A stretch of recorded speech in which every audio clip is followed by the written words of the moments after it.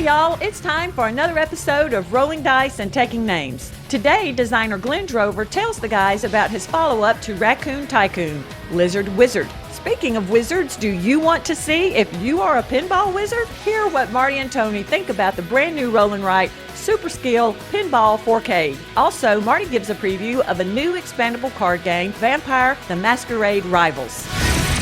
Why do I suddenly want to put on roller skates and watch Buffy? Hello and welcome to Rolling Dice and Taking Names. This is episode 205, Pinball Wizard. My name is Marty. I'm Tony. Tony, you sure we haven't used Pinball Wizard before as a name? We might have. I have no idea because I stopped putting them in like the blog itself. It could be in the image and I could possibly find it in an old podcast. It doesn't matter. Who cares? Well, no, I do, because either that or I'm having a strange deja vu. Well, because the first question I was going to ask you is which one do you prefer, the Who or the Elton John version? And I could have swore we've had this discussion before. And we probably have, and I would have probably gone with Elton John. That's the one I like too. Even though he's not the original, I thought he did a really good remake of that. But hey, it's one of those that it fits two things that we're going to be talking about in this episode. The pinball part is going to be because you and I are going to do a quick 5-minute initiative on Super Skill Pinball 4K from WizKids that we just got at Roll and Write.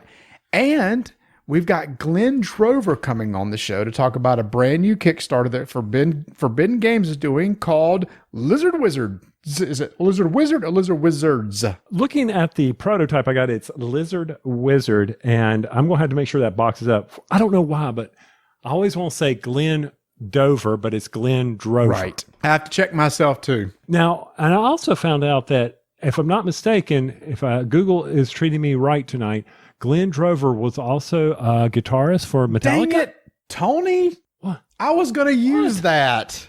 When we started talking to him, it was Megadeth. Megadeth, okay. Son of a... I'm still using it. I don't care. Everybody, imagine you just didn't hear that little piece of information. Of course, Glenn didn't hear it, so unless he's listening to it right now. But then he couldn't have heard this before we interview him. Yeah, I think we're okay. I think we're good. I don't think it really is matter. I mean, when I was searching and getting ready for the interview with him, I'm like, really? Well, I better make sure I choose the right one. Or maybe he did. Maybe he was part of that. I don't know. Part of the research that we do, our in-depth research when we have guests come on the show. You got me wondering, so I went into our podcast notes and nowhere do I have Pinball Wizard highlighted. So okay, then man, I guess it just come up in conversation somewhere along the way. It seems like we've had that discussion before. Well, Tony, this was actually going to be called another song title. This episode was. We'll save it for the future because you and I had gotten together to play a game of Alma Mater, a brand new game that's coming out over here from Plan B Games by Eckertspiel. It's from the same designers that brought us like Lorenzo El Magnifico, Coimbra. We got it to the table and we really enjoyed our time with it. But with a game like that, we went, okay, now that we've played it, let's really understand it. So we had said, okay, next week, let's get together again. We're going to play it again and then we're going to talk about it. But then come to find out that Marty was contacted by somebody that he was in the same room with several days before, says, oh, by the way, I tested positive for COVID-19. So now Marty and the rest of the family last week have to go get tested. Now, thankfully, we're all negative, but that totally blew our chance to get to play the game until later. But you, Tony, are getting ready to go out of town and going to have to possibly quarantine yourself also. That's absolutely right. Now, when you told me this and I told my wife, you immediately put on the ban list. You cannot see him. You're lucky I was even able to talk to you from that standpoint because, we kid you about doorknob licking Connell going out and getting out in the real world and things like that. And this crazy state. But from the standpoint of you testing Donna immediately every day, did he get his test back? Did he get his test back? Are you serious? His test back? I'm like, every day. Because I guess if I got my positive test, then you would have to go get tested. Absolutely. And it makes her worry because of her. Yes. I see. So that's fine. Mm-hmm. I will say that it wasn't that bad. Around here, we have CVS's. That is a drugstore, local drugstore, and they have what they call minute clinics. All you got to do is go online and register for an appointment. And they just want to make sure that you have to either have been exposed to somebody that tested positive, which was my case, or have symptoms. And I didn't have any symptoms. So you drive up to the drive-thru, Tony. You know the little drawer that they have, like at banks where they slide stuff out to you. So you never interact with the person. Basically, they shove a drawer out and said, take this bag. There's 4 Q-tips in here. Please take one of those Q-tips, shove at least 1 inch up your nose, and scrub until I tell you to stop. So I'm like, scrub, scrub, scrub, scrub, scrub, scrub, scrub, scrub, scrub, scrub, scrub. I'm slowing down. She said, no, don't stop. Keep going. Okay. Scrub, scrub, scrub, scrub, scrub, scrub, scrub. And I'm looking at her. She's like, no, keep going. Scrub, scrub. So I heard, suddenly her beep, beep, beep, beep, beep. Okay, you can stop. Ooh, good. Now take that same end and shove it up the other nostril and do the same thing. It's like, oh my gosh. And she said, which side are you most congested? And I said, well, that's the thing. I'm not congested at all. I felt like I was just scratching raw skin at this point. So then I got to do it the other nostril, stick it in a vial, seal it, stick it into the biohazard material drop-off thing right beside. They give you wipes to wipe down the container that you drop the sample off into, so you make sure the next person that touches it's been clean and everything. It's a really slick system, and then everything is online. So 3-4 days later, I got an email saying, go check your results, and it was big, bold, negative. So I have a question. When they said the 1 inch, measured from where? The intro to the nostril until you got 1 inch from your brain? Because they talk about tickling your brain with these things. Well, remember, this isn't the deep scrub like they used to have to do. They don't have to go as far now. So it's just an inch of the Q-tip. So it's from the entrance inch into your nose. So it's not that bad. I mean, you do kind of get up there in the sinus area, and it's like, it feels weird while you're doing it, but it's not like it used to be where they're touching your brain. That just creeps me out. But so for me, I have to get on a plane to Tulsa, Oklahoma to help my daughter move to Washington, D.C. So I get to sit on a plane, and hopefully everybody on that plane will behave and put on their mask and board the plane and then sit on that plane. Because did you hear what happened to a Delta plane? I have not heard. What happened? Because certain passengers on this plane decided that they're on the plane, they're in the air. Well, we're going to take off our mask because, by God, it's our right. What are they going to do, throw you off the plane? No, the pilot came over and said, put on your mask. Failure to do so. I'm turning this bad boy around. Oh, my gosh. He pulled out the dad line? He did, and he turned it around. I had not heard that. That's funny. So if I'm on this flight to Tulsa and my pilot does this, you want to talk about a grumpy Tony?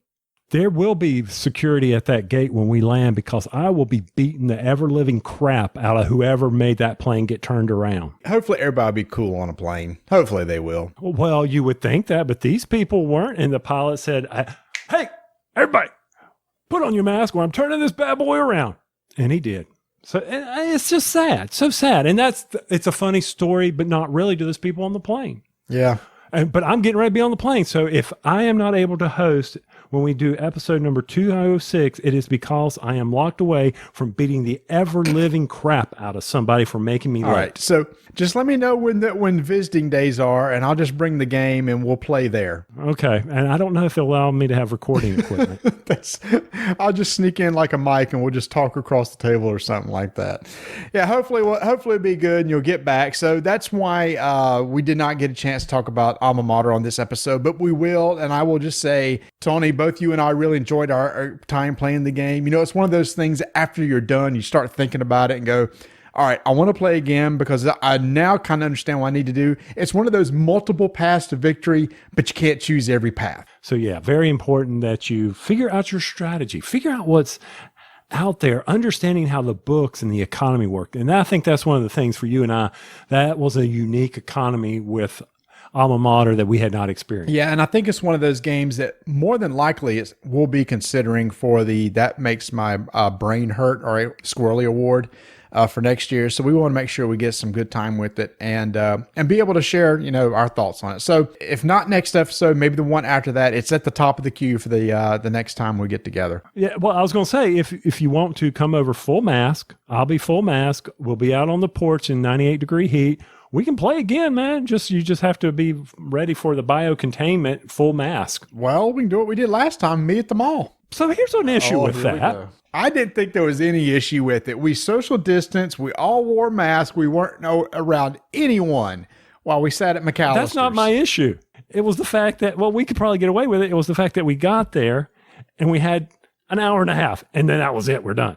We're so used to being able to sit around for 3-4 hours, right? That's because the mall closed early, so and we couldn't get there in time. So it may have to be like a Saturday or Sunday sort of thing. Absolutely. And it's one of those things where if we go to another restaurant and I feel bad because I'm taking up a seat for them needing to turn over. Well, that wasn't an issue that night we were there. That was not an issue. Well, apart from each other, did you have a chance to play anything else? Well, I definitely played Lizard Wizard with my wife. Oh, yeah. I guess we'll be talking about that with Glenn when he gets on. That's right. So I wanted to make sure I could ask a semi-intelligent question. Of course, we played the arcade thing that we'll be talking about, but I did teach some people in the neighborhood, and they came over and they said, you know what? We want to play a game, but I need to grow. I've heard about all these co-op games. So I want to play a co-op game. I'm used to playing games where, one person wins. And somebody mentioned something about this real popular game that fits in these times. Yeah, I think everybody knows what we're talking about. Mm-hmm. So, yep, Pandemic hit the table again. That's fine. So I taught them Pandemic. Yeah, it did. And it was probably the easiest win I've ever had in Pandemic. Good. Well, I mean, that's good for them. Or is it? That's what I was thinking. They didn't think it was a challenge. Yes. Yeah, I guess that is a bad thing. It's one of those things you don't want to get creamed. You want to barely lose that first game, which makes you want to play again. Mm-hmm, exactly. And I was like, all right, don't be fooled here. Don't be fooled here. And so after the game, we were talking about it, and Donna mentioned, then she played this one called Pandemic Season 1 Legacy. And they were like, ooh, that sounds really interesting. So maybe I'll play Legacy Season 1 again because we screwed it up so bad the first time. I don't know. Speaking of which, I am super excited about Season 0. Matt Leacock and Rob Davio's added some really cool mechanics there, going back to the 60s. Because there's a Soviet side, there's a U.S. side. It sounds really interesting. Yes, it does. And did you know about him working on this? He was pretty tight-lipped on this, wasn't he? He didn't tell us anything. He don't care about us. Oh, that's okay. He knows he can't trust us. No, he can't. But you're excited about them announcing Buffy. Oh, yeah. So they finally showed the cover for Uncharted. Unmatched. What's the other game I screwed up on? Undaunted. Unmatched, Undaunted. I kept getting confused. Yes, they showed the cover for Unmatched Buffy, which I can't wait to try out. I love the theme of that. So and the cover has Buffy, Willow, Angel, and Spike on the front. So I can't wait to see how that comes out. And all those names mean nothing. I know to it me. wouldn't, but you know what? I will play with my wife, who will understand everything and every card that's in there. So we'll be fine. So can I be the vampire, or can I be Dracula from the one we just played? Cable? Was it Cable and Fog? Cobble and Fog. Oh, that's a good idea. Take the Dracula deck and mix it, have Buffy and Will. Yeah, look at you. I can think on my feet. That's not bad, dude. That's a good idea. Yeah. Because there was actually one episode of Buffy where they interacted with the real Dracula. Okay. I trust you on that. Yeah, trust me, because it was on there. So I do have one issue, though, on something I saw recently. What's that? Asmodee talked about the re-release and revamping of Seven Wonders. Oh, dude. Did that not look good? I got mixed emotions. Oh, really? I thought you would be super excited about this. Is it because you have to rebuy everything? That ain't happening. Exactly. I am not going to buy the base game, which I already have. Yep. I'm not going to rebuy all the expansions I have, though I would eliminate a couple, so I don't have to worry about that. I appreciate all the changes they made. Some of the card art is making it easier to see, help people out. But that means everything I got is going to now have to be re-gifted to my daughter or somebody. If I want to reinvest in Seven Wonders, that is an intro game for me. So I don't put it on the table very often anymore. So is it really worth it to me? I see what you're saying. But at least this time around, let's say you get it. At least you know what expansions you would want and not want. So you wouldn't buy the whole gambit, right? Which ones did you like? Well, I never got The second one. Oh gosh, the leaders. Leaders? I never Okay. got the leaders. Nobody said I got that. I got cities and Babel and Armada. Yep. So I was like, okay, those are all great. I enjoyed that. But the people I played with, they didn't really like Babel too much. The only reason why I liked cities so much, I think, was how it changed the war dynamic in that one. Mm-hmm. And so I enjoyed that one. So I'd probably pick that one up.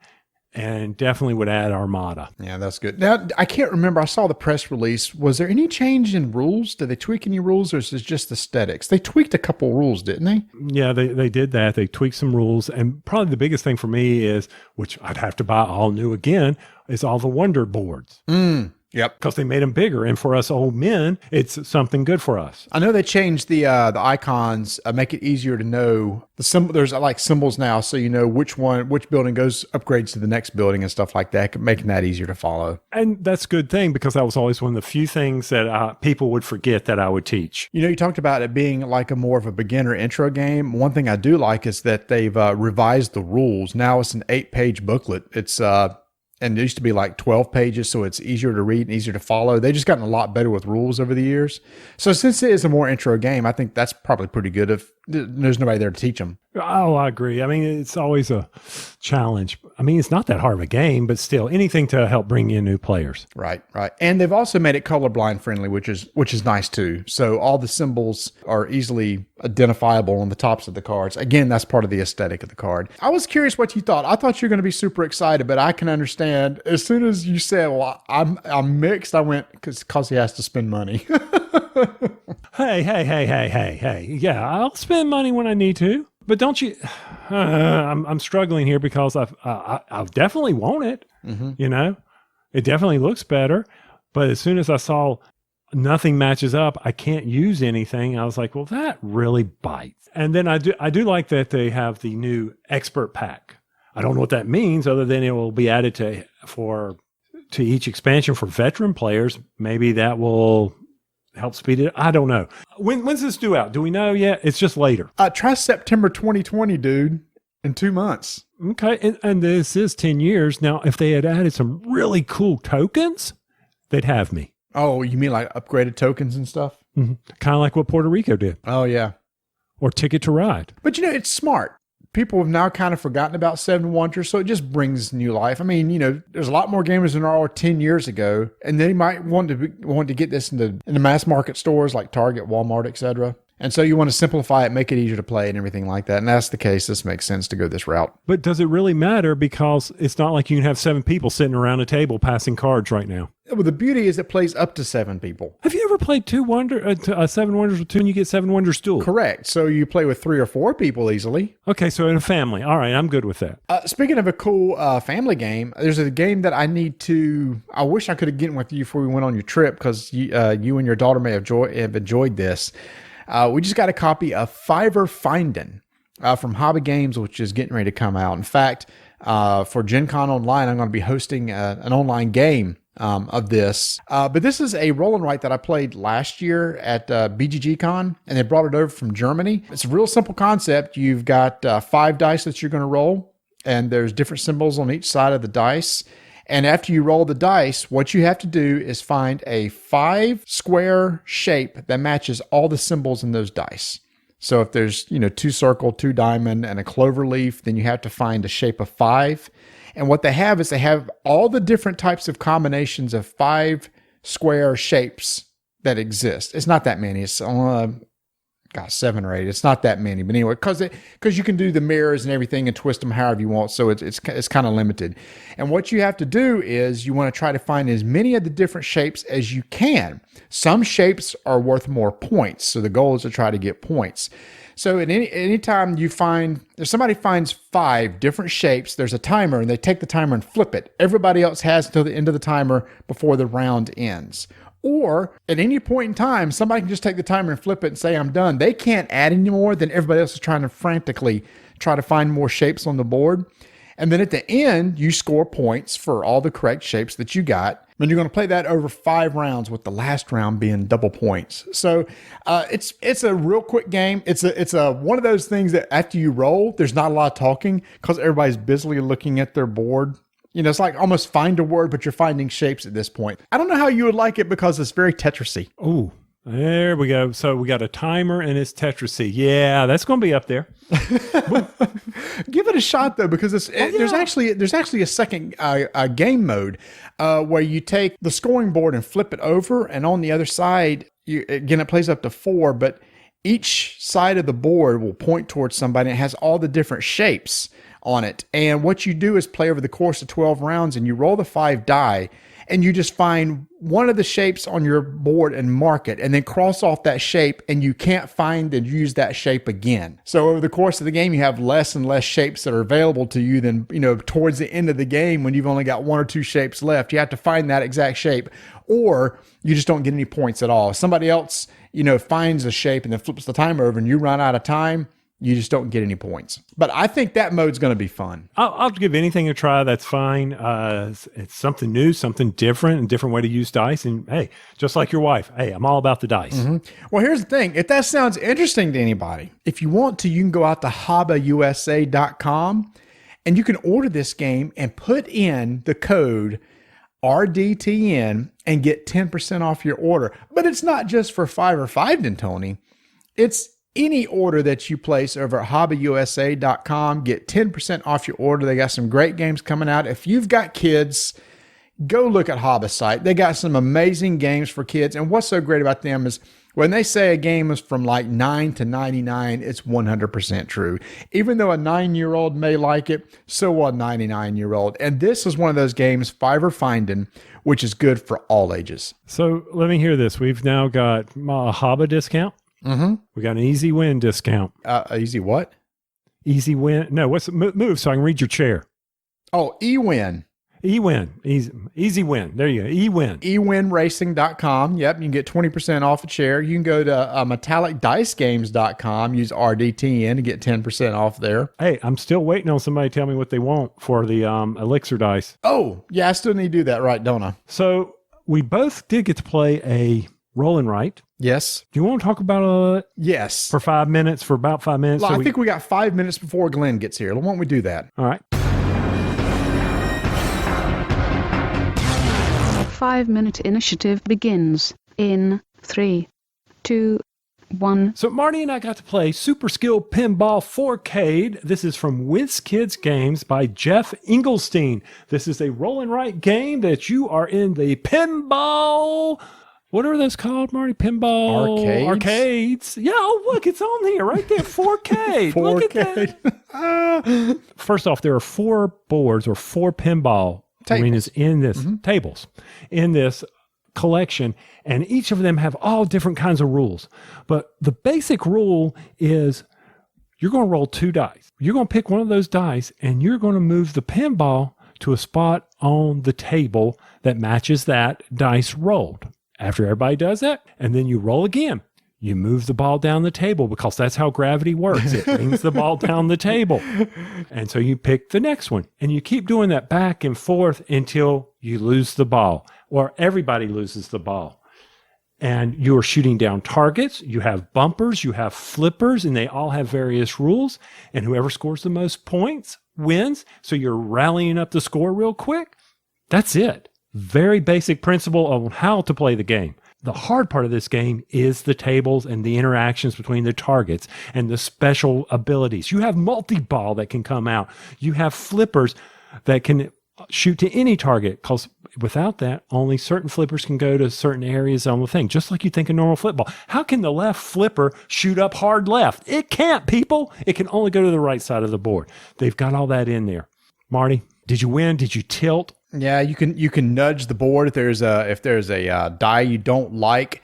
You can nudge it, like increase it by a certain value. But then if the difference between the 2 dice on your next roll is less than that nudge value, then you tilt and lose your ball. Like you said, there's little drop targets that if you get all 3 of them, you activate a special ability. You got bumpers that every time you hit a bumper, you get a point. So like you said, Tony, the hard part is learning how each table works. There's basic concepts of bumpers and flippers and how they work that's consistent through the boards, but what's different is all these abilities. And I played the Cyberpunk one, which has this crazy thing where you go to a second level and then you try to hack the system by using some hacks that you've earned over the course of the game.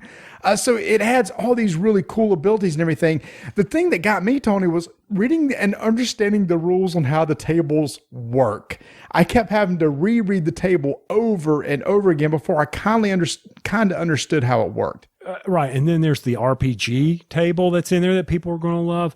So, Marty, I think for this game, I lost. We played the first one. Donna and I played the first one. And there wasn't a whole lot of interaction. We didn't have a lot of... There's zero interaction. There's zero action. Yep. But I guess from a strategy standpoint, you've got to manipulate where you're going to want the ball to go so that you can get the right targets. We lost it there. We felt the theme of the pinball game, but it just wasn't engaging enough for us at one time. Fun, but still we were like, okay, what just happened here? How did you win by over 40 points? I don't understand that. Yeah, because you don't get to see what other people are doing, right? So you're playing solitaire literally. And then after everybody said, well, I've taken my move, roll and go to the next thing. And Tony, you could be on the second ball and I could be on my third ball. Or I guess you could wait until you make sure. I mean, the rules state what you need to do. But again, there's a whole multi-ball. There's all these things going on, so you don't really get to see what other people are doing. And that's what it kind of got to me. Mechanically, I think it is super cool. I think Jeff has done a great job of trying to emulate a table and using a roll and write of showing, okay, well now you're going to send the ball to here. And when you go to a space, you have to mark off a space. That's the thing with the flippers. There's only like 3 spaces per flipper. Once all those are marked off, eventually your ball is going to fall through because there's no place for your ball to go at that point except between the flippers, so you can't bounce it back up. So that's how it will eventually end. But like you said, after a while, it kind of got a little tedious for me. It's like, well, I'm on my third ball and it's bouncing all over the place and I'm doing all this stuff and I'm marking, I'm getting a point. Oh, I forgot to get a point for that one. So mechanically very cool. But for me, it got a little tedious towards the end. I've played multiple times, multiple tables, and I think it's really cool. It's just one of those things you just kind of need to understand that probably after one game, I'm going to be good with it, but I may bring it out every so often because thematically it's neat. Oh, yeah, it is. And if you get the rules down, but trying to bring someone new to this table and having to explain all those rules could become a challenge for us. And I'm exactly with you. I couldn't keep track of, I kept losing my points. And then, oh, did I double? Oh, multi-ball gives me double this. Or, oh, if I go down this flipper alley, then it's times 2. And yeah, it got kind of tedious for me there. And then, oh crap, I just erased this one. Did I have this one marked? But production-wise, I love the little silver ball. Oh, whoever worked on the production of this did an amazing job. The art on the dry erase boards are amazing. The little silver ball, like you said, is really well done. Every table is very unique. You know, even though the theme is you're trying to play a pinball game, if you pull back another 10 to 20,000 feet and look at it a little bit further, it's really just a very elegant puzzle. So you're going to have a dice roll, and then you're going to move the ball to here and mark off that space. And maybe you can activate an ability that'll give you a bonus later on down the road. Some tables have ways to mitigate dice rolls, so that if you get a bad dice roll, you can pick a roll that you want. So as you're moving the ball around, it's a crafty little puzzle of how can I maximize the points before all my spaces are marked off at the bottom of the board where the ball will just eventually have to fall through because there's no place for me to take it. So if the idea of playing a really elegant puzzle game with a pinball theme that I think works really well, then you might want to check this out. So that is Super Skill Pinball 4K by WizKid Games, designed by Jeff Engelstein. 5-minute initiative is complete.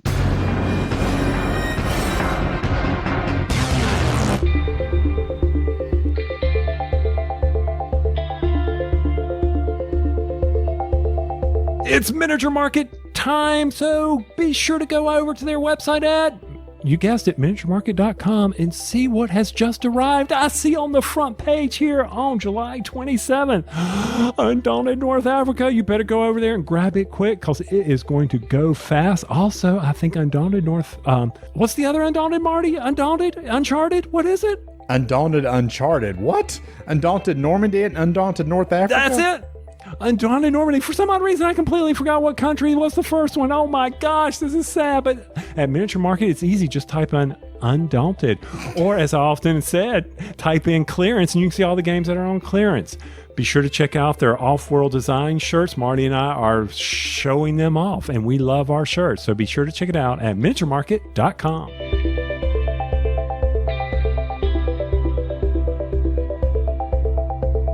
Well, usually I'm grumpy on this podcast, but not this time for this interview. No, we are batting 1,000, Marty, on getting designers who make me happy. That's right, coming to Rolling Dice and Taking Names, Emma Drover. No, wait, that's what his screen says. Hold on, let me get this right. Glenn Drover. Glenn is joining Rolling Dice and Taking Names, and we are here to talk to Glenn about a new Kickstarter coming up from Finden Games called Lizard Wizard. But as all things Rolling Dice and Taking Names, we're going to do a little chit-chatting. Glenn, welcome to the show. Thank you for taking time from your busy schedule, designing incredible games, and talking to us. Thanks, Tony. We're glad to be here. I'm glad you finally let him talk. Jeez, you're going to go like 2 minutes. Like, can you let the man speak? No, I'm excited. Well, I see that, but you'd be more excited to hear what he has to say. Well, people will enjoy it probably more than what I have to say. But Glenn, first off, thank you so much for cutting a segment for our squirrelies for winning Raccoon Tycoon, Tony's Game of the Year. Woo! Well, thank you. Appreciate the honor. And so what, Tony, you putting pressure on him now to say this next game that's coming out, Lizard Wizards, is supposed to win your next Game of the Year award? Is that a little too much pressure for him? It might be, but there's no S. It's just a Lizard Wizard. That's it. Right? Glenn, you haven't changed the name on me since I got a prototype to play, have you? No, sir. It's just Lizard Wizard. Now, Glenn, you have a distinguished career in designing games, and I love my train games. So give the listeners of Rolling Dice and Taking Names a little background here on your design. Okay. Well, I founded Eagle Games, a company, back in 2000. And one of the games that we published was Railroad Tycoon, which was the board game version of Sid Meier's classic Railroad Tycoon PC game. We wanted to make a game that had all the pick up and deliver fun of Steam, but was a little more approachable and had lots of toys in the box, and was something that really any gamer at that point could have enjoyed. That game was published in 2004, I believe. Yeah, that was one of the games and one of the railroad games that we published. More recently, I founded a company called Finden Games a couple of years back, and we did a game called Railroad Rivals, which is sometimes hard to say. And that was a tile-laying, bidding, auction economic game that was kind of a Carcassonne meets Railroad Tycoon kind of a game. So I've published 2 railroad games in my short history of board game design. Short history? How long is short? Now, come on. Well, my first published game was in 2001. So 19 years since I started doing this. Yeah, I was looking at all the games that you've done. You've got a lot on the list there. Looking at BGG. Yeah, it gets that way fast after you start up and just keep rocking them out every year. We did some games that were more historical strategy games. So we had the American Civil War. We had Sid Meier's Civilization, the original board game. We had a Napoleonic game called Napoleon in Europe. We had the Age of Imperialism, and then ultimately Age of Imperialism. Is the Sid Meier Civilization game the one that FFG published? It isn't. So we had it first, and then the license transferred from Eagle over to FFG, and they did a different new design. Got it. Okay. That was like in 2005 or 6. Isn't it time to bring that game back? Because that video game is super popular now with Civ 6 out there. Yeah, I think I've logged over 1,000 hours on Civ 6, and if you count all the Civs combined, it's got to be a sick number of hours, just 10,000 or more. Don't dodge the question, Glenn. Is it time to bring the game back? Well, I'll tell you this. I've been working on a Civilization game for the last 6 months. Oh! That kind of blends Age of Empires 3 mechanics with something, I guess you'd say, like Terraforming Mars with a Civ theme. It's got like, that kind of engine building with a deep deck and a board, a map board. And then it's, we're at least at this stage in development going to be using that kind of action selection worker placement that we kind of pioneered in Age of Empires 3. So one of the things I am curious about is, prior to game design, since you've only been doing this 19 years, and now you could be a young man and you may have come straight out of college. What did you do before game design? I sold them. So I was in the video game industry. That's how I met Sid Meier. I worked at Microprose back in 1990. Oh my gosh. Yeah. Dang, that's cool. Yeah, it was a great company. They were up in Hunt Valley, Maryland, and just a fantastic group of people. And you had, Civilization, the original Civilization. You had Railroad Tycoon. You had F-15 Strike Eagle. You had a bunch, Helicopter Sim, Gunship 2000, all those amazing games. And I had the privilege of selling them. I was their Midwest sales director and sold the PC games and the video games and the Commodore 64 games. And Commodore 64 rocks. I was a big Amiga guy too back in the day. Yeah, it was a lot of fun, and I spent most of my formative years in that industry. After Microprose shut down, I went to Maxis and sold SimCity 2000, and then I went to Activision and sold, Zork and Pitfall and Tony Hawk and Mech Warrior and all those kind of games in the late 90s. Tony, he was right in our wheelhouse for PC games, and we didn't even know it. That's awesome. Man. I'm sitting here looking at F-15 Strike Eagle, that on my Commodore 128. That next to, after Marty and I we always talk about playing Bubble Bobble, but that was one of those games I cranked up constantly. I couldn't play it worth crap, but I had so much fun with it. Yeah, those are great games. And, just between the Sid and Bruce Shelley working on those strategy games and, the rest of the team working on the flight sims, it was an incredible company. I was sick to my stomach when they went out of business. So I want to ask, and this is down memory lanes a little bit. When they went out of business, was it just because of the crash of the video game market? No, I think it was, without giving away too much detail, it was management's decision to expand too quickly. Bill Staley, I don't know if you remember Wild Bill, he was the other founder of the company along with Sid. He really wanted to compete with EA. And so there was a point, probably in maybe 2002 or 1992 or 3, where he decided that the company should expand rapidly. And so they added a bunch of people and a bunch of projects, and they just spent themselves into a tough spot. And it was, we were doing all kinds of great things. One of the other projects that they spent a lot of money on was a stand-up arcade machine of F-15 Strike Eagle. And it was incredible, but it cost $15,000 a pop. Ooh. Yeah. And so where the average video game at that time, coin-op game, was about $3,000.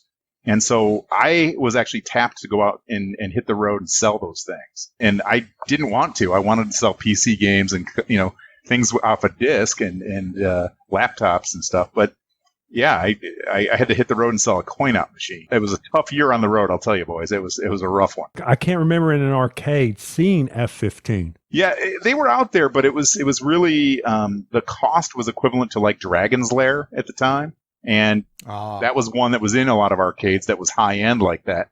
But it was just a business proposition. The owners of those chains or individual shops had to justify spending it by a multiple of income. And Dragon's Lair had that multiple, and F-15 was doing real well, but it just didn't. And there was an economic downturn a little bit in the early 90s, and so people were being real careful with their money. So we had some okay distribution, but it just wasn't. It was something that would never recoup the investment that was made. So that, combined with the massive expansion of projects, just put Microprose in a tough spot, and they ended up merging or selling to Spectrum Holobyte. And those guys had just gotten a bunch of money and hired a bunch of guys from the toy industry, ironically. And the toy industry guys came in and said, well, we know how to manage your business better than you guys do. This video game thing, we think it's a flash in the pan, and we don't think it's going anywhere, so we're going to manage it like it's a toy company. Pretty soon, I left the company to go to Maxis, but they didn't last more than 6 more months, I don't think. So, I mean, what's interesting also, Glenn, is today on our Discord channel for Rolling Dice and Taking Names, there was a video that Marty, I think you posted, Marty, about how much money various video games have generated over time. Was that you that posted that in our Discord channel? It's from 1970 to 2020. Which coin-op game made the most money over time? So it was a running scale, and as the coin-op game would come out, it would go up and down and pass. And so, just out of curiosity, Glenn, which coin-op arcade game do you think has made the most money ever It's kind of obvious. Miss Pac-Man? Close. Space Invaders? Pac-Man. Pac-Man. Number 2 was Space Invaders, which floors me. How could Space Invaders continue to make money? Yeah, I don't know. Yeah, it did. And then number 3 was Donkey Kong, Street Fighter 2. Street Fighter 2, and then Donkey Kong, and then Donkey Kong. Yeah. and then number 5 was something that A football game, a soccer game. Soccer game. So just out of curiosity, so you were selling video games. So how did the transition go from video games to board games? Well, I wasn't, just a pan gamer since I was a kid, right? I didn't care what platform it was on. I played board games, I played role-playing games, played arcade games, played PC games. So for me, it was a question of, did I want to continue on just the business side and have that kind of, it paid pretty darn well, but it was not very fulfilling with regard to being creative. I was kind of burned out on just selling games and doing the biz side. So I thought, well, you know what? I'm gonna design some, see if I can do that, because I always wanted to. Actually, Microprose offered me a job first as a play tester in their QA department, where I would have a track to eventually becoming a game designer. But I was going to have to move to Baltimore with my new wife and work for $16,000 a year. And my wife wasn't having it. Okay. She would say, no, I'm not moving to Baltimore so you can play games for a living for 16 grand. And I said, that's fair. So I turned them down and gave up that track. I don't know if you know a guy named Brian Reynolds, designed a game like Age of Empires that I love. He ended up getting that job, and he became Sid Meier's kind of acolyte, and he did, I think, Civ 3 also. Oh, okay. So anyway, he got the job instead of me because I turned it down, and so the rest is history. I went on the biz side. So by 2000 or 99, I was ready to leave sales for a while and try my hand at design. You just can't afford to do the video game industry on a budget. So I decided, well, the board game industry looks interesting, and no one's done big box games with a bunch of miniatures for a while. Let me try that. And so that was what Eagle was all about. And my first few games were just terrible, just awful, because, you try something, you think you might, be good at it, and you find out you stink and you don't know what you're doing. And then luckily they sold because they were pretty, but eventually I got the hang of it, and, my games got a little better and better. Oh, just a little bit, man. Come on. You're at the pinnacle now. You've got a squirrely. We know. It's true. It can only go downhill from here. Well, number one, because you're on this show, it actually can only go up from here. So I don't know which was the best way to look at this. So you're at a high point and a low point at the same time. It's really weird. Marty, what I find amazing is during this time of isolation and all, we've been pulling in a lot of designers to talk to. You would think that they would talk to one another and say, hey, if Rolling Dice ever gets a hold of you, say no. Obviously, Glenn, I don't know who your friends are, buddy, but come on now. Well, I'm going to have a talk to Simon after this. That's all. Yeah, that's right. He's the one that got you up to this. So let's ask you this, man. So 19 years later, you come out, or I guess 18 years, you come out with an amazing game, Raccoon Tycoon. And coming up on its heels, you've got something that's going to, in the same universe, Lizard Wizard. So tell us what that game is all about. Yeah, so basically the idea is that it's still this land of Astoria, and the mechanics of the game are kind of Raccoon Tycoon is the starting point. So we have, some things that'll feel very familiar, but Lizard Wizard is meant to be kind of the next stage, the next level up in gamer strategy, difficulty, challenge. It's got more meat, more depth. Raccoon was meant to be a gateway game. It was meant to be the game that everyone wishes Monopoly was, or that Catan was. Obviously Catan's a classic, you can't say anything bad about it, but there's a lot of luck involved, and it's gotten a little older. Raccoon was meant to be kind of in that world of something you'd play with grandma or the kids or your neighbors, but gamers seem to like it too. It's really become popular, even though it's at its heart a fairly simple game. Well, no, I think that's the brilliance of it there, Glenn, is the fact that it's a simple game, but there's a lot of depth to it when you start playing, when it comes in to when to bid and how to manage the stocks and everything. That's what makes this type of game so brilliant, is the fact that it's easy to get into, but there's a lot of meat to it and depth once you get into it. Yeah, thank you for saying that. That was what we tried to do, right? We wanted something that was simple but elegant, and had those interlocking parts. And it really delivered on what we were trying for the vision of that game. But Lizard basically takes that idea and adds more meat and adds more different strategies and deck building potential and engine building. So you've got this ability, not deck building, but engine building. So you've got the ability to create more strategies and have a little more diversity to how the game can play. You know, Raccoon, I love it, but after you've played it 100 times like I have, you're kind of like, okay, we can go a little bit harder now. We can go a little bit deeper with this idea. But we have the Fat Cat expansion coming out, we hope. Yeah, it's actually on the water. We've got about 2 weeks. It'll be in the port in LA.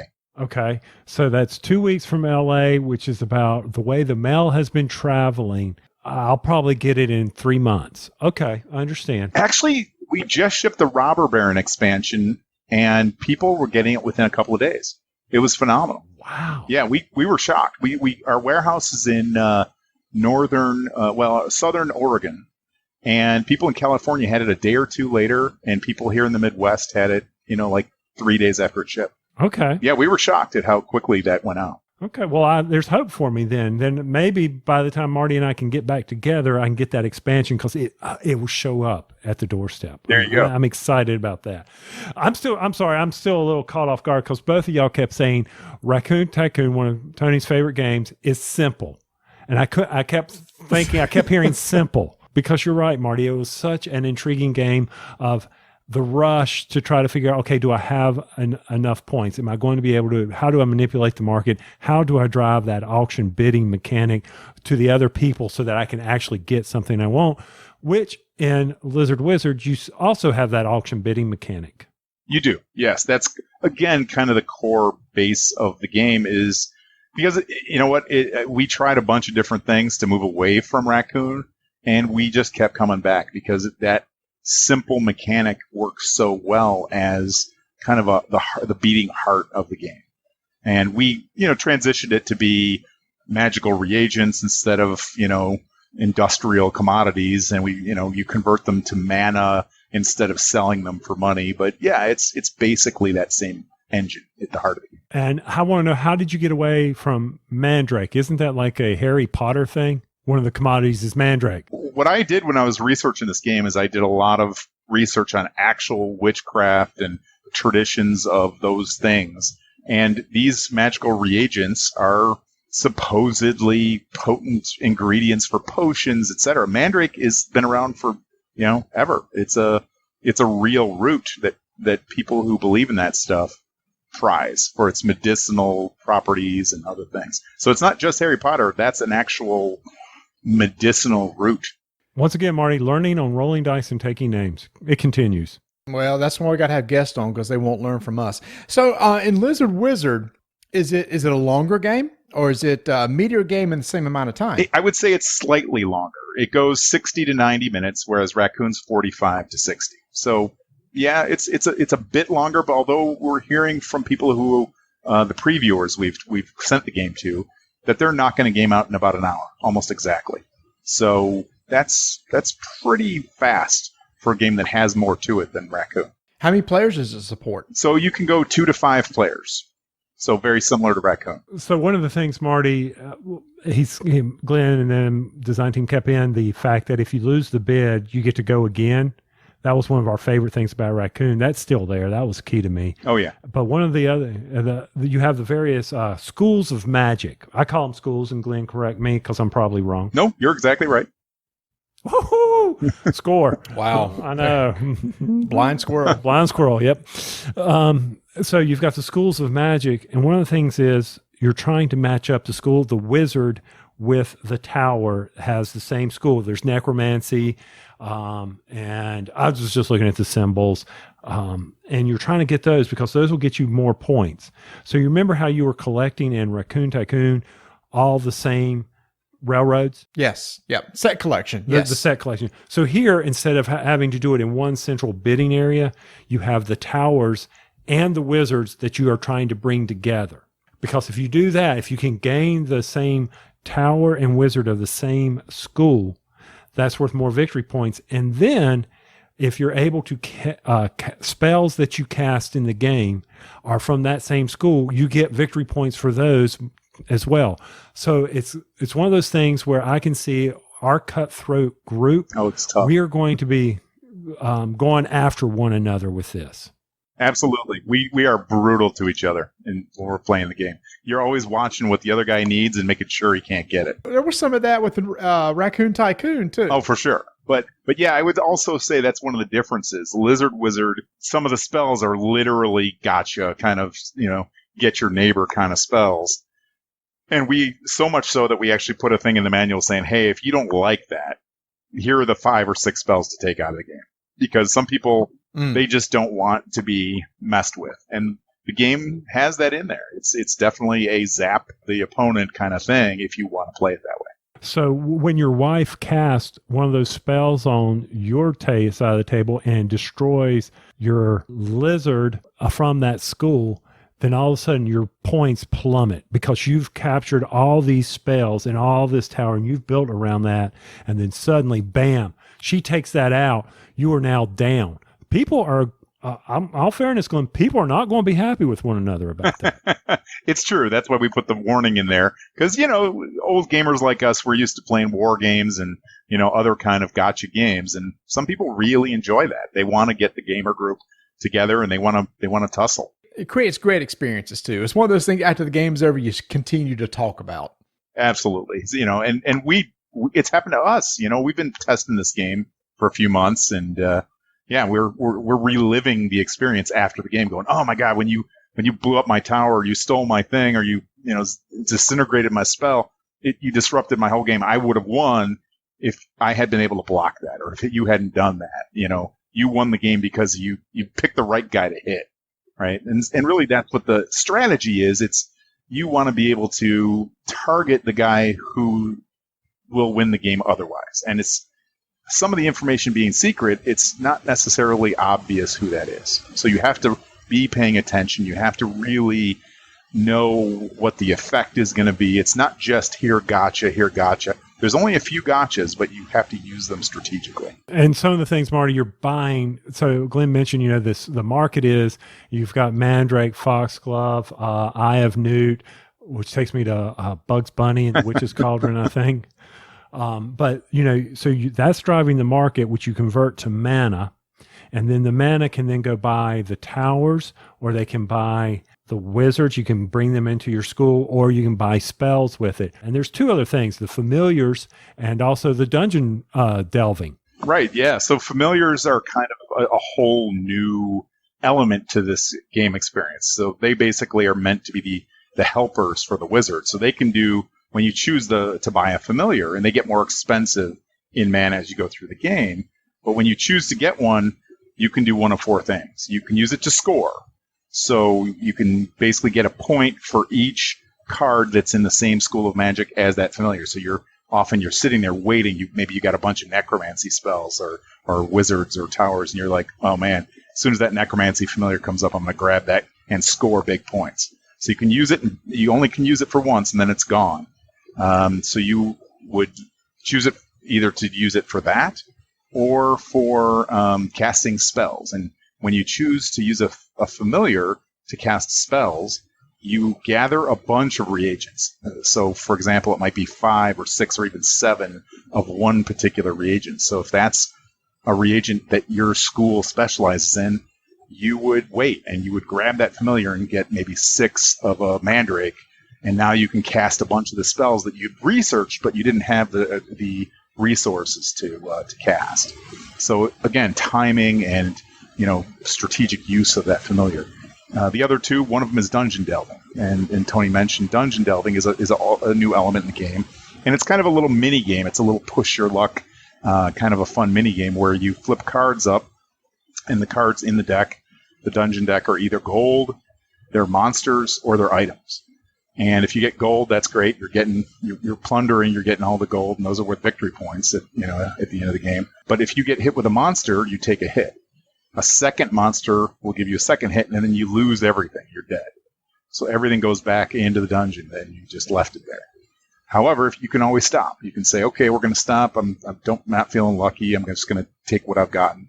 or you can push your luck and just keep going until you decide to stop or you get killed. And then there's a bunch of spells that give you immunities. You might be immune to a certain type of monster. You might actually be able to recruit a monster. If you're, say, a necromancer and you encounter an undead, you got the spell. You could actually recruit those monsters out of the dungeon and give you points. And so you can actually use the dungeon as a positive way to collect not only gold points, but other victory points as well.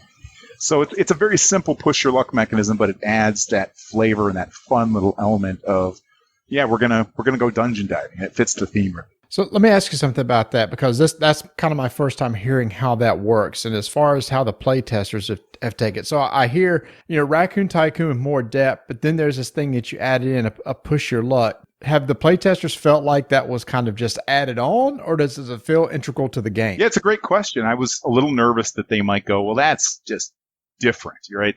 We don't like that, or that's, feels weird or tacked on.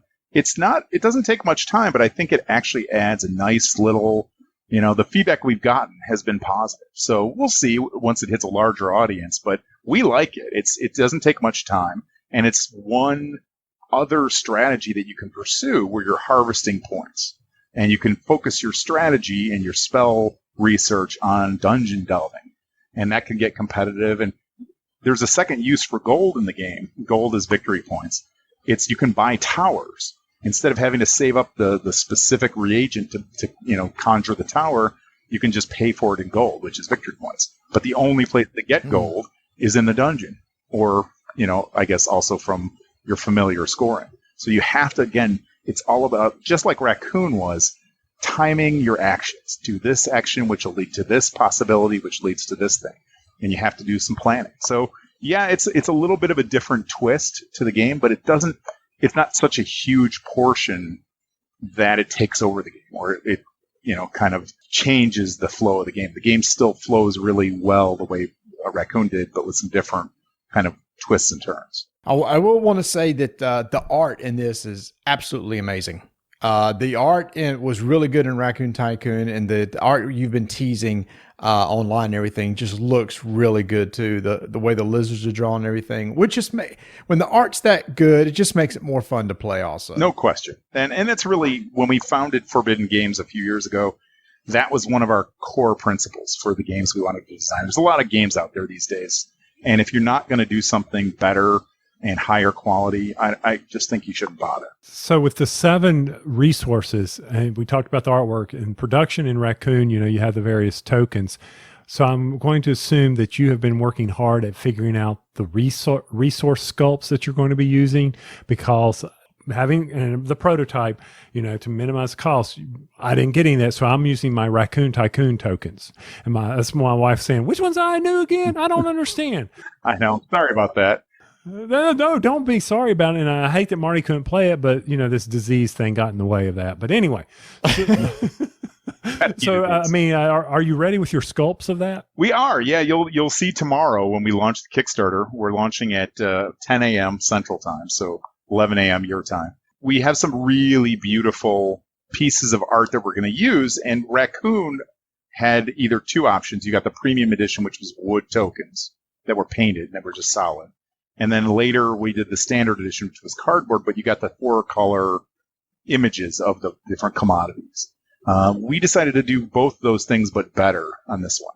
So the original game will come with the cardboard 4-color tokens, but we're offering an upgrade where you get 4-color printed wood tokens.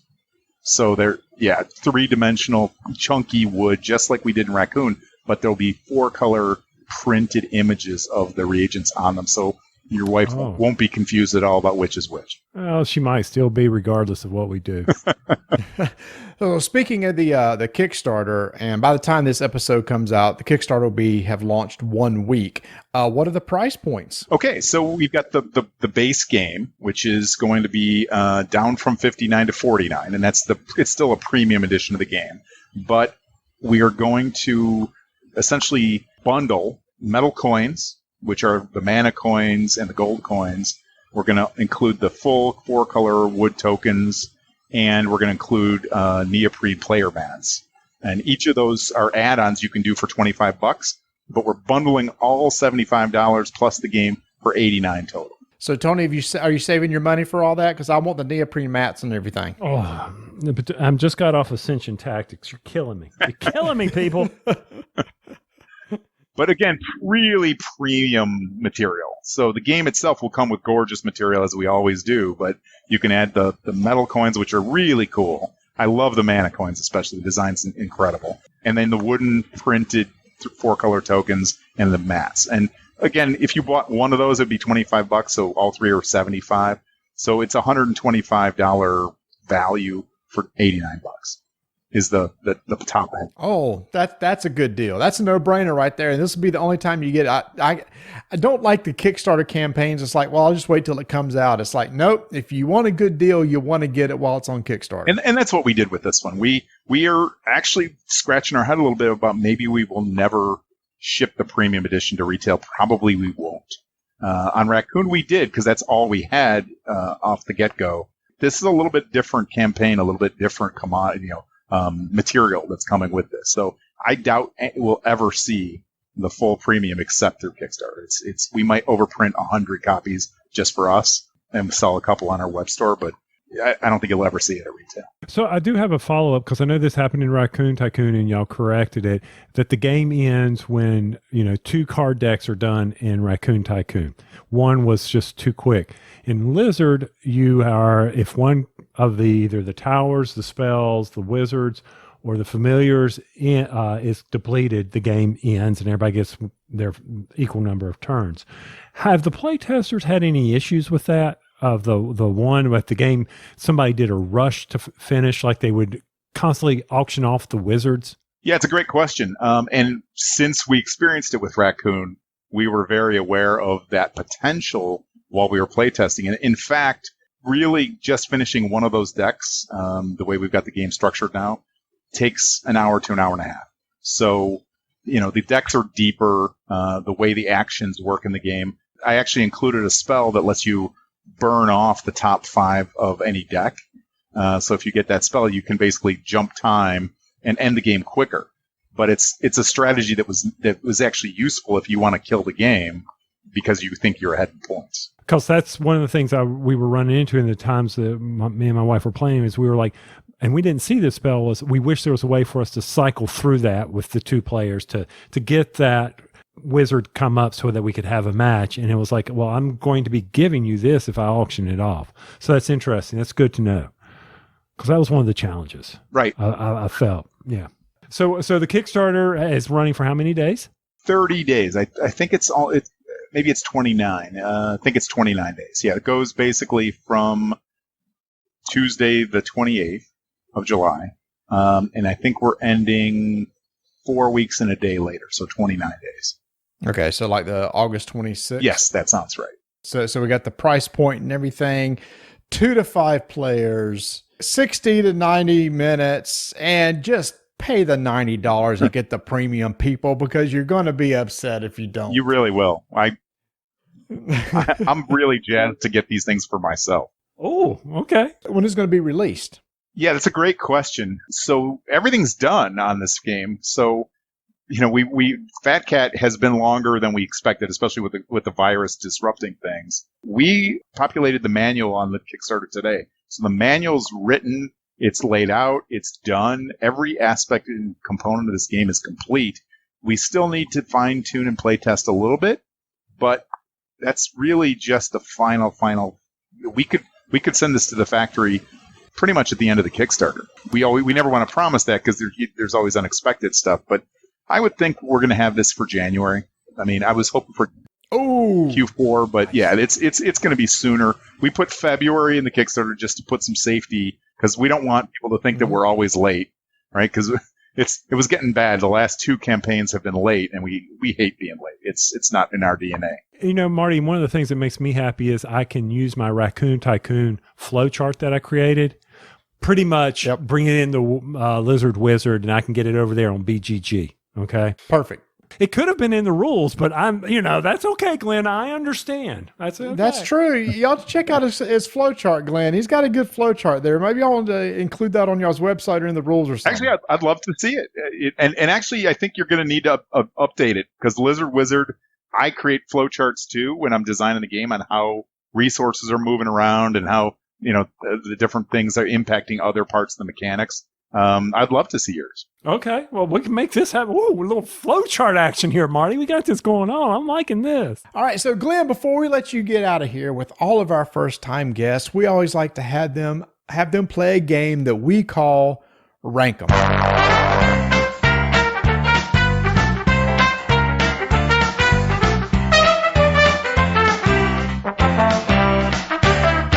In Rank 'em, what we're going to do, Glenn, is we're going to give you 3 items, and you're going to rank those items any way you want. For example, we may say chocolate, vanilla, and strawberry. You may rank those in rankings of flavor, the ice cream that you like, the color that you like, whatever. Glenn, do you understand the rules of this game? Yes, sir. Let's play.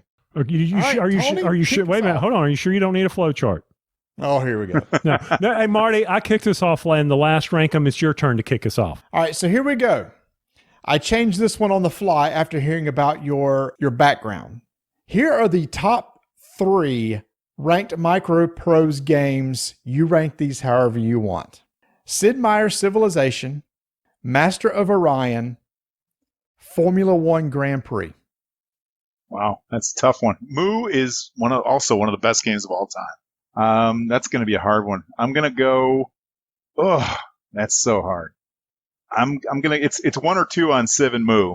I'm going to just by the hair of its chin say Civ is better than Moo, only because it's just perpetually popular. But I still play Master of Orion 2. I've still got an old disc that works on my PC, and I'll still break that sucker out and play that every about 6 months. And what was number 3 that he would... Grand Prix would be 3. But I did enjoy that back in the day. I haven't played that in 25 plus years, but that was a really good game, actually. That was a great race sim. So I'm going to have to go with Civ, then Grand Prix, and then I like Moo. I like that. I'm going to use that acronym from now on, because I hate to admit it, I will never got Master of Orion on the computer. I'm ashamed. Oh, I'm ashamed. And you got to do it. It's an amazing game. Really, probably the best 4X space game ever published. Well, get it on the Switch, and it will happen. And for me, it's going to be just the order that I said them. It's going to be Civilization, just because it's extremely popular and played so much. Master of Orion, for it is one of the best space 4X. And I never played Formula One Grand Prix, so that one is there. And I didn't realize that the one right after on the list, I didn't realize Microprose did XCOM. Oh, yeah. Yeah, they did XCOM. It came out of our UK office. It was kind of a dark horse. None of us knew it was coming. Just one day, it showed up. And we're like, oh, what's this XCOM thing? And we started playing it. We're like, holy crap, this is amazing. And it came out of Microprose UK. Yeah, and now the latest version, 1 and 2, is available on the Switch. And it's on sale today on Amazon for $39.99, and I'm tempted to get it. You better get it. It's a solid game. So, wait a minute. I don't need this, Marty. That's more money. Okay, fine. All right, my turn. Here we go. So, the Golden Spike, Air Brake, Pullman sleeping car. And am I ranking these in any... However you want. However I want. But I have to justify them. Okay, well, being a historian, I'm going to say the Golden Spike is the most seminal, right? Because it represented, the Transcontinental Railroad and the link of the West Coast, East Coast. It was a big moment in history. And then I'll go Air Brake, right? Because that was a technological breakthrough. And Pullman sleeping car as it was a place where America could travel overnight on via the rails. So I guess just as you named them, Golden Spike, Air Brake, and Pullman. Well, this is going to be boring, but I'm going to say the same thing. Golden Spike because of its historical significance, and then Air Brake because of its technological significance, and then the Pullman sleeping car right after. Where was the Golden Spike? Where did they meet? Where did the Eastern and Western meet? What city? It's actually in the Railroad Rivals expansion we just launched. So shame on me for not having remembering the name of that town. It's something. It's in Corinne, Promontory, Utah. Something. It's in Utah. Yeah, it's Promontory Point or something like that. You know? Yeah, there's a lot of they've said that the national park is in Corinne, Utah. there's a lot of debate on where it really was put in, and then they moved it. And yeah, let's not go there. Let's not worry about it. But there was a name for it, though, wasn't it? Promontory Point or something like that. I can't remember. So for me, I'm going to go with the air brake as number one because it gave Westinghouse his fortune, which led to the battle with Edison and Westinghouse and Tesla. All that was very important. So if without the air brake, Westinghouse wouldn't have given us what we had because he wouldn't have gotten his fortune. Then I'm going to go with the Pullman sleeping car because it did provide America to travel out west and gave them that capability. The Golden Spike, who cares? It was ripped up and put in a museum. So what? It doesn't matter. It doesn't mean anything. All right, for my last question, here we go. Chameleons, geckos, Gila monsters. Wow. You guys are throwing curveballs now. I mean, it is lizard wizard. Oh, there you go. I was like, what is he talking about? Okay. Chameleons, geckos, Gila monsters. All right. I'm going to go chameleon because I actually held one in my hand when I was a kid and watched it change colors. So that was a cool moment. I'm going to go Gila monsters because they're poisonous and that's pretty awesome. And then finally with the gecko because there's a million of those suckers. Who cares? So actually, it's the same ranking, different reason. The chameleon because that's me. I can blend right in with everything. I model myself after the chameleon. Then the Gila monster just because they're so cool and powerful. The tail will kill you before they poison you. And I'm tired of seeing the gecko. I'm just tired of it. Okay. So anything with monster in it's got to be number one for me. Just because as a monster, Gila monster, then chameleon because of the cool, obviously the changing colors. That's really neat. And I'm sick of the Geico commercials with the gecko. So that one's definitely low on my list. Same reason here. All right. So the last one, yes, Glenn, there is an end. You have run out of this deck. Thank goodness. So my last one is Hermione Granger, Ginny Weasley, or Luna Lovegood. I'm going to go with Hermione because she's a powerful wizard, right? And she was probably the most powerful of any of them, even more powerful than Harry. And I'll go with Luna for no particular reason, and then Jenny because she's a Weasley. She's a Weasley. Yeah, they're okay, but they're Weasleys. I never read the books. I'll watch some of them. Hermione because she was the most popular one. She's the one I remember. Didn't Jenny is the one that ended up with Harry? Yeah. And then whoever the other lady is. Luna, I don't know who she is. Wow. Oh, so we all learned something on rolling dice and taking names. Oh my heaven. That you didn't, you weren't in, did you boys not watch any of this? No? None of this? Adam got into it and read the books. Vanessa read the books. I just never did. Yeah, my wife is a Harry Potter freak. She is like, we're sending her to the Harry Potter amusement park just as soon as the world opens back up.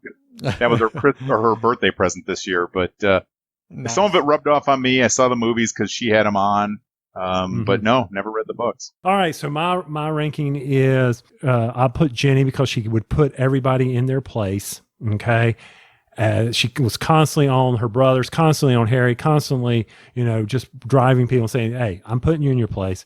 And then Hermione, and then Luna. But all three of them were probably, as Glenn pointed out, they are the powerful. If you look at the books, they are what really, in my opinion, saved the world. And you got to look at it from that standpoint, or save Hogwarts from that. So that was Rank 'em. Woo! We made it through it, Marty. Nice job. Way to grin and bear that, Glenn. So we put everybody through that. It's not just you. Again, somebody didn't warn you that was going to happen. You have bad designer friends. All right, so the last thing before we get out of here, Glenn, and you may not realize this, but the last thing we always ask every designer that comes on the show is, Glenn, what kind of lawnmower do you have? It's a great question. It's been more than a decade since I've owned one. I've got a snowplow, but I actually have a service now that I'm an older gentleman. I can be a man of leisure and allow someone else to get out in the hot sun and push that mower. That is 100% fair, and I admire that, sir. Well, it's our relaxing trait here at Rolling Dice. We get out and mow our grass. We get into our thought. If you were to ever go back from a man of leisure, just think how many games you could design. It's true. Those downtimes when I'm on an airplane or I'm in the shower, that's when the best designing happens. So lawn mowing would be that. So I'm probably missing. I could have 2 or 3 more good games in me. Do you have any that are on the burner right now that we need to be paying attention to? We know you're going to get Lizard Wizard out there. I'm sure you, like you said, you got some that you're designing right now. What's followed up? Anything that you can tell us? If not, we completely understand. Yeah. So the main one is that Civ themed game, which is I've really been focusing on it even over the last 6 months. It's been my coronavirus design when we were stuck in quarantine, and very excited about it. I think it's going to be our best-selling game of all time. Oh, he's teasing me. Oh, I love Civ games. Glenn, I'm so excited about this. I loved your Age of Discovery, man. Thank you. Man, that is such a good game. So to hear that you're going to take some of those worker placement mechanics and stick them in a Civ game, I am so excited. I guess it's going to be a Kickstarter also. Oh, yeah. So we're probably, it always depends on design, but probably looking at spring Kickstarter for that one, because we really want to make sure it's well balanced. I love Terraforming Mars, really love it, but that's, if anything, that's the one issue with that game, is that it's not always very balanced, and somebody can get off to a lead and never be caught, and we don't want that to be a problem for this. That's exciting news. I'm sure the audience is super excited to hear that that's coming, because the industry has been a long time coming for another solid Civ game. Yeah, I agree. I think Tapestry had some good stuff in it, but it just maybe didn't deliver. I never played it, so I can't judge it, but it seems like the hype died off on it because of, again, balance issues. It's a hard thing to do. Because it's not really a Civ game. Okay. Wow. Just wow. Well, hey, that was in our review. I said it was kind of misleading. I was expecting a full Civilization game, and I don't think it gave that full Civilization experience that I'm going to get from Glenn's new game when it comes out next year. Well, you are just a Civilization snob, aren't you? Well, Glenn, thank you so much for coming on. If people want to find you, where can they find you? So we're at forbiddengames.net. Forbiddengames.net. Make sure to go check out the Kickstarter. We will have the Kickstarter in our notes, our show notes, as always. If you haven't played Raccoon Tycoon, it's Tony's favorite game from last year. You got to go check it out. Glenn, thank you so much for coming on. We're excited about Lizard Wizard. Whatever this Civ game is going to be, there's a bright future for Forbidden Games, and we're just along for the ride, and thank you for having us along with you. Thanks, Marty. Thanks, Tony.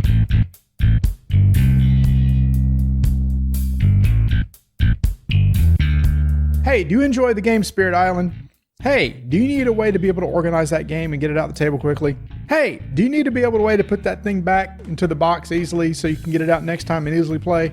Well, then you need to go over to thebrokentoken.com where you can pre-order the Spirit Island Organizer right now. There's multiple versions of it. There's a huge old crate, or you can just get the inserts that'll fit in the regular box. Multiple options for you. This is officially licensed by Greater Than Games, so you know that they got all the support behind it they need to make sure everything fits perfectly. While you're there, make sure to check out all the other organizers they have and join their newsletter so you can keep up with their pre-orders when they come out. To see all this, go out to thebrokentoken.com.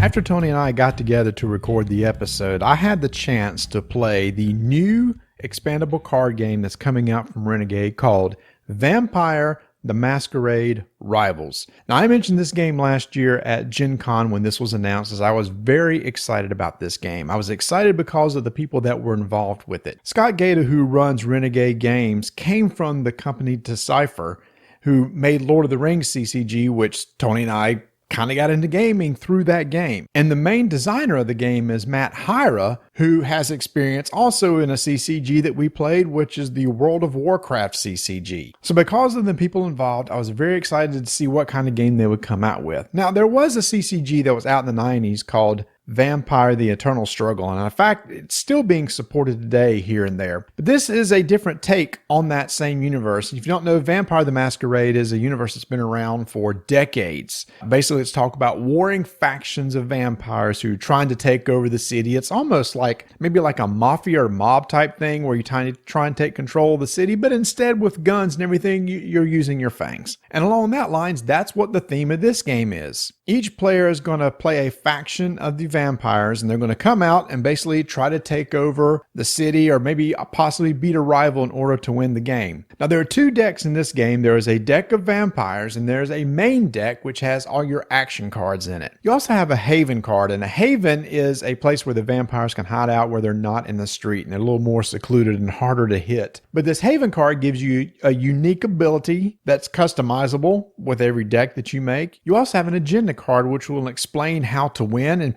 different people can have different agendas. And the way you're going to win is one of several ways. You can be the first to get 13 agenda points. You can take out a rival player, and by doing that, that's taking all their vampires and moving them to torpor. Basically, they're all dead, but they can come back, and we can talk about that later.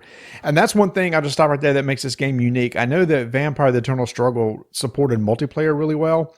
In this game, which plays 2 to 4 players, if there were 4 players, everybody would have a unique rival. Somebody that you're targeting and somebody is targeting you. So over the course of the game, it's like, well, if I knock out all your vampires, then I can win the game. Another way you can win the game too is if your rival runs out of prestige. And this is one mechanic that I really like. This is a limited pool of resources that you have each game, and everybody's going to start with 20 prestige. And that prestige is used in multiple ways. One of the ways is to actually bring vampires out into play, because every vampire has a blood cost.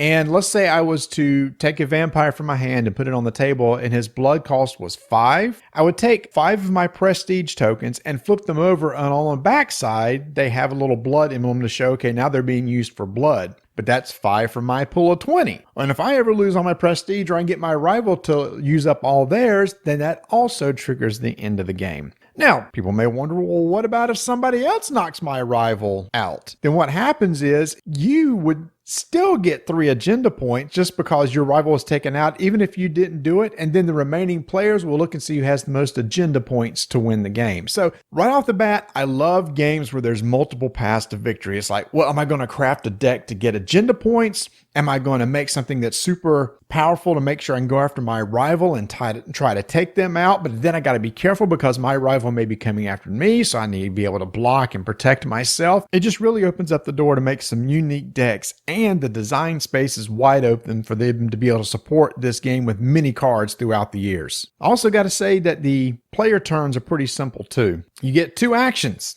You can draw a card either from your action deck or your vampire deck. You can recruit a vampire, which I already talked about how to do. You can play an action card, or you can attack. Of course, attacking is going to be a very important part of this game, as every vampire has 3 aspects that they can attack with. They can attack with social, mental, or physical. Some factions are better than others at the certain ones. Like today I played Bruja, which are very good at physical attacks, and the first demo game I played, they were very good at social attacks. And when you make an attack, you can attack somebody else sitting at the table, another one of your foes, or, and that's another aspect of the game I like, in the middle of the table is a city deck. And the city deck has cards that's going to be flipped over each turn and the deck consists of multiple things. Mainly, it's regular citizens that you can defeat and bring them in as a retainer and attach them to your vampires in order to give them bonuses or extra abilities. But also, beating the citizens in the middle of the table could give you agenda points. And again, you're trying to get 13 of those to win. And attacking those is pretty easy. You're going to assign one of your vampires to attack. Pick which of the 3 ways you're going to attack, physical, mental, or social. You have a value for that. You can then play an action card, which maybe you want to boost that. And if you deal more damage than the life of the retainer, you get to take control of it and then do with it as you please. Some of them have an ability just to attach it, you get something, or you can burn it where you could discard the card from the game and it may do things like heal you back up. Now, that's not the only thing the city deck contains. They also have ongoing events that will come out and last for one entire round that everybody can take advantage of. And there's these cards that come out called SAD, Special Affairs Division, which is a group of humans that are out there hunting vampires. And when they're in the city, at the end of every turn, for every SAD card that's in the city, you have to take 1 damage. So you got 3 of them out there, you're taking 3 damage. So at some point in time, together or yourself is going to have to start taking these out unless you can somehow soak up all that damage. Now, when you go to attack somebody else, it's somewhat the same, except that when you pick a person you're going to attack and a particular vampire that you're going to attack, they might have somebody come in and help block for them. They can play an action card in retaliation to either beef themselves up, do a special ability, be able to soak up damage, etc. So the attacking somebody else adds a couple more steps to it. But in the end, the resolution's pretty much the same way. You're going to deal them out damage, and when you do that, you'll take life away from that vampire. And if they go to 0, and this is kind of neat too, they go to a place called Torbor. It's what the guy, Matt, who demoed the game for us, it's like a deep sleep. At that point, they're going to go down below your deck. You take one of your prestige tokens, the one that you've only got 20 of. You take one, flip it over to the blood side, and put it on that vampire. Because what's going to happen over the course of turns, he's going to continue to regain strength until he or she can get back into play and be used again. But remember, that first blood token came from your prestige stack, and that's the one you got to be careful of. Now, from then on, you also have a general supply of blood tokens, and from that point on, you can get the blood tokens from there, so it's only that first one. But that means that vampires never really die. They just kind of go away, go into this deep sleep, and then they heal back up and come back out and are put back into play. In this game, you have two locations. You have the Haven and you have the street.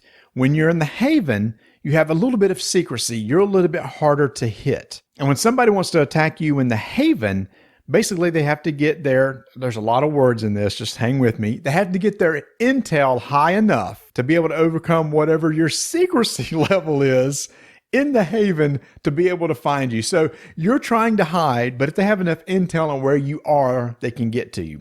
But when you come out and want to attack somebody, you're typically going to come out into the street. So on your turn, you could take your vampires, as many as you want, out to the street to be able to attack the citizens in the middle, or maybe attack somebody else in their Haven. So I love this idea of there's two locations, the Haven and the street, and position of where your vampires are matter, as if they're a party together in the street or the Haven, they can help each other out, block for each other, etc. And the final two things that I think are really interesting too that make this a very much of a social game are conspiracy cards and scheme cards. So in your deck, you may have a conspiracy card that can have some sort of special ability on it. When you want to play it, you're going to take one of your prestige, that limited pool, and you're going to put it on this card. But you can show that card to anybody else sitting at the table and ask, hey, do you want to contribute to this card? And there's some sort of threshold that may say, once you have 3+ prestige, you get to do something. And at any time in a future turn, you can continue to add prestige to it. Other people that you've shown the card to can do it. You can trigger that card, flip it over, and it'll say, anybody who didn't contribute to this is going to happen to them. It may be take out an ongoing card they have on the table, which helps them out or maybe hurt them in some other way. So then there's a little working together. It's hey, this guy over here is pretty powerful, but you and I, we could conspire against him and maybe take him out. Also, somewhat the same way as this thing called a scheme card. And this is the type of card that I really didn't get to see how to use very well. You use this concept called influence to determine whether a card activates or not. And you're going to do blind bids using that prestige. And you can vote either to do this scheme or not. Whoever wins, their prestige goes away. The losers just put it back into their supply or their pool, and then that card triggers. So this isn't just a little solitaire game where you're just pushing out cards and attacking others. No. They said in a 4-player game, they said that's what makes this interesting, because then you can work with people. You can have allies. Maybe you stab somebody in the back. Maybe you conspire with this person one turn, but then you're going to scheme with somebody else on this turn, making the whole dynamic very social. And if you've ever read any of the RPGs or seen how this works, that's very much what's going on. In the city of San Francisco, these vampires are conspiring against each other, then working together. But you know what? In the end, they all just want to take control of the city. Now, I know that sounds like a lot. There's a lot of icons. There's a lot of words. But I've only played 2 games of this, and I have what I feel is a pretty good feeling of how this is going to work. Renegade had a stream on this the other day when they talked about their plans for this game. And it's going to be very much like an LCG, where there's going to be packs of cards that come out every 3 to 4 months that will introduce new action cards, new vampires. They can have special releases that introduce new factions to the game, as the core set only comes with 4 factions, but you get 3 copies of every card. So right out of the core box, You can hand everybody a pre-constructed deck and you can just start playing right there. I was looking for a game that could support more than 2 players and not feel stapled on, and that's what this was made for. Now, of course, you're probably thinking, well, wait a minute. With 2 players, you're each other's rival, which is true. The conspiracy cards may not make much sense if you're going to conspire with the other person, and the same with scheme cards. But here's the thing. Nobody says that conspiracy card, you just can't do it yourself, right? So every turn you can apply 1 prestige to it till you break that threshold, then you can use it against the other person. So those still come into play, and the same with scheme. You're just bidding against each other. Oh, and I forgot to mention the art. The art in this game is so good. If you've ever thumbed through any of the recent edition of the Vampire the Masquerade RPG book, you kind of see the art style. It's kind of dark and kind of a gothic look to it. The artists they got for this have done a fantastic job, and they worked with World of Darkness and Paradox Games, who owns that IP, in order to make sure they have the right feel. They're working with the company to make sure if you're playing the RPG and you want to jump into the card game that has the same look and feel to it. You know, there's video games coming out on this. There was Bloodlines that came out. There's Bloodlines 2 that's been announced. So this is a universe that you can play in on RPG, tabletop, video game, multiple ways. Well, I've gone on enough about this, but I will go ahead and say this right now. When this opens in Kickstarter, which would be the release of this episode, I'm going to be backing it. And they said there was 2 backing options. For $40, you get a core set plus all the stretch goals. Again, 1 core set is enough to play 4 different decks and enough for you to construct any sort of deck that you want, which is nice. There's also a $100 level they said that is going to be very, very valuable in the fact that there's a lot more than $100 worth of stuff in that. And I've heard rumors of things like card sleeves, player mats. They didn't say it, but I would hope there's like some upgraded tokens, which I'm always about. So if that sort of stuff's in there and it looks like a value, I will be putting $100 into this, because typically I do buy a play mat. Typically I do buy the special card sleeves. And again, if there's special tokens, then yeah. Oh, there's some alt art cards that may be coming out too. So $40 level, $100 level, I'm probably going in on $100. I'm very fortunate to have a couple friends at work who, scratching their chin going, I think I may be interested in this. Now, will Tony be interested in this? I don't know. I've sucked him into many living card games over the years, and he's enjoyed some. He's loved Netrunner. We played Ashes for a little bit. We both have Marvel Champions, but what's going on right now, we don't get to play. But I'm hoping that around here that some people be interested in this game, that I can at least get it to the table. And I at least buy 1 core set of every LCG, ECG game that comes out. This one's going to be no different. Vampire the Masquerade, Rivals by Renegade Games, out on Kickstarter right now. Before we get out of here, Tony, I want to touch on something that I happened to read today over on ICV2. They released the HABA Games sales for 2019. It hit a brand new record, $1.675 billion. That's up 12% from 2018. It's pretty good, dude. Okay, so I went over there after you posted that link, and I read it too. Did you read the bottom part of it? I did, and that's the point I want to make. Go ahead and make the point, which I think is interesting. Well, it's probably 2 different points. Oh. We are in a period in history where we are constantly being inundated now with political ads, right? Yes. When I read that, they're like, well, this is based on me calling people, me getting their information. So you're calling publishers and people like that to find out figures? I guess I'm being very skeptical right now, Marty. How do I know that those are right?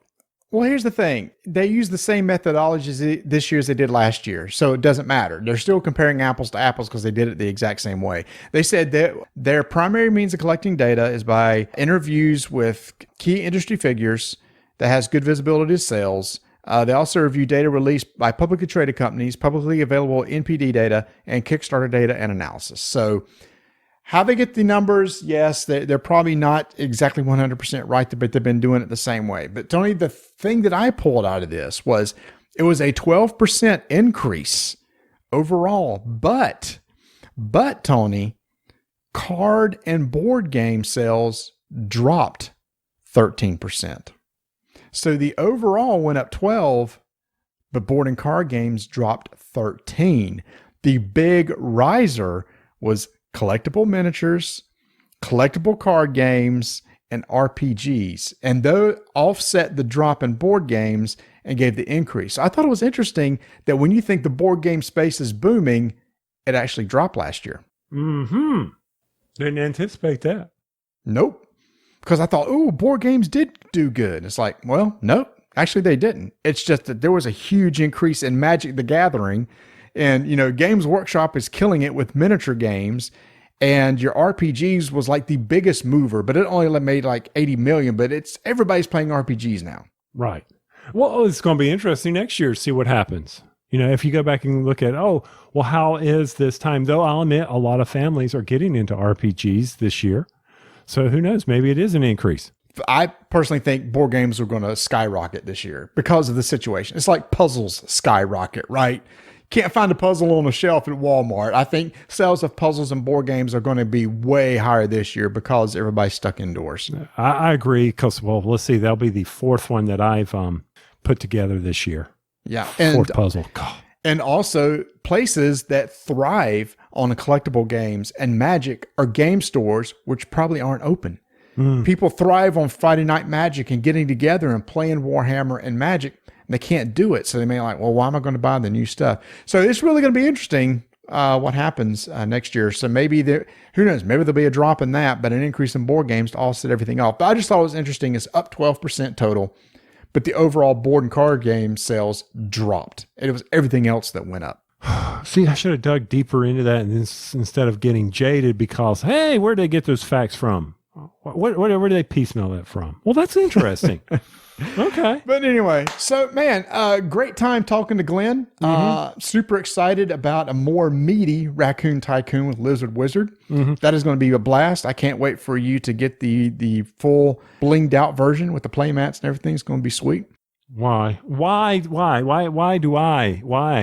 I have to do this? Because it was your game of the year and you're kind of obligated to do it to see if this is as good as Raccoon Tycoon. Hey, next year I'll get the Civs game, okay? You get this one, I'll get the Civ game.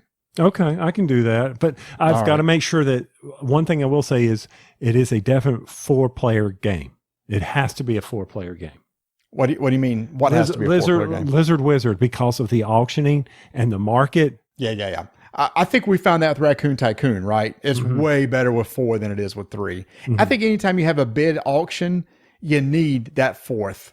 2 or 3 just doesn't work, right? Yeah, two or three doesn't work. And I completely was sitting there thinking, while Don and I were playing, I'm like, we didn't have that pull, that market being driven as hard as we wanted it to. So I was really, that's something you lose, even though it can play 2. And we talked about this previously. Are those numbers really good? They advertise 2. And this is all board games. Are those numbers really good at 2?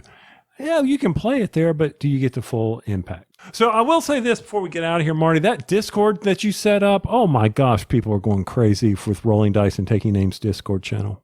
We have a Discord channel right now. We'll put a link in the page, and yes, people are using it. And Tony, what do you think is the most popular channel? Food. It's not even close. The board game channel, hardly anybody talks in, but food, oh my goodness. We know meals for everybody in the Discord channel for the entire week. It's so funny. I mean, hey, what's your menu this week? I don't even have to worry about creating one now because people are going to post their menus for this week. Oh, I'm doing teriyaki chicken, and then we're going to follow it up.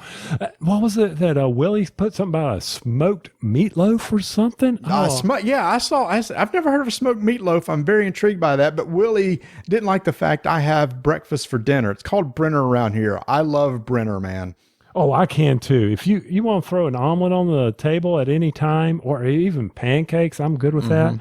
Oh, and then somebody was posting Krispy Kreme hamburgers. Oh, yeah. So if you're interested in seeing all the shenanigans going over on the Discord, we'll have an invite to that also in our show notes now. And, this week, since we're not going to be at Old Spaghetti Factory. Oh, don't remind me. Well, okay. It's Gen Con week. I'm sad. Oh, you get over it. Maybe next year. Better be. Because maybe next year we'll be having another strike tournament and we will be rolling some dice. And taking some names.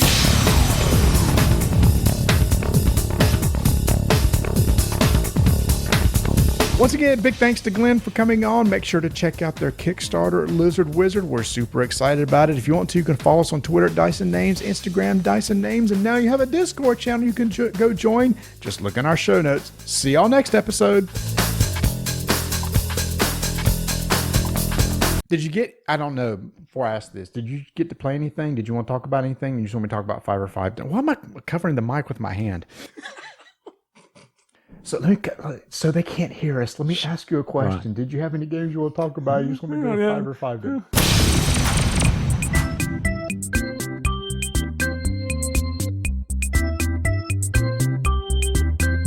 Head over to portalgamesus.com and you can watch the banners just scroll with all their goodness. They've got some new game mats in. They've got all their gear back in.